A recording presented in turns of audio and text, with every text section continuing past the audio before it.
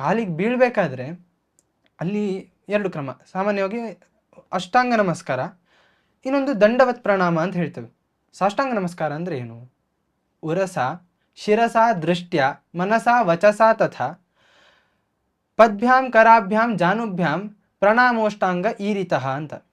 ಏನಂತಂದರೆ ನಮ್ಮ ಮಾತು, ಮನಸ್ಸು, ತಲೆ, ಕಣ್ಣು ಎಲ್ಲ ಕೂಡ ದೇವರಿಗೆ ಸಮರ್ಪಣೆ ಮಾಡ್ತಾ, ಕಾಲು ಕೈ ಎಲ್ಲವನ್ನು ನಾವು ಪೂರ್ಣ ನೆಲಕ್ಕೆ ತಾಗಿಸ್ತಾ ದೇವರನ್ನು ಚಿಂತಿಸ್ತಾ, ಇದೀಗ ದೇವಸ್ಥಾನಗಳಲ್ಲಿ ಮಾಡುವ ನಮಸ್ಕಾರ ನಾವು ಅಷ್ಟಾಂಗ ನಮಸ್ಕಾರ.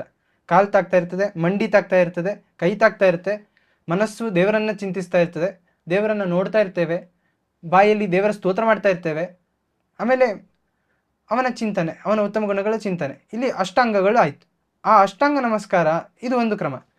ಇನ್ನು ಭಕ್ತಿ ಉಕ್ಕಿತು ಅಂತಾದರೆ ಕೋಲು ಬಿದ್ದಂತೆ ಬಿದ್ದು ಹೋಗ್ತೇವೆ.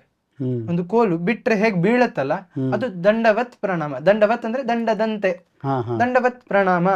ಹಾಗಾದ್ರೆ ಕೋಲ್ ಬಿದ್ದಾಗ ಆಗ ಯಾವ ಭಾಗ ತಾಕ್ತು ಅಂತ ನೋಡ್ಬೇಕಾದದ್ದಿಲ್ಲ, ಎಲ್ಲ ಭಾಗ ತಾಕ್ತದೆ. ಇದು ದಂಡವತ್ ಪ್ರಣಾಮ.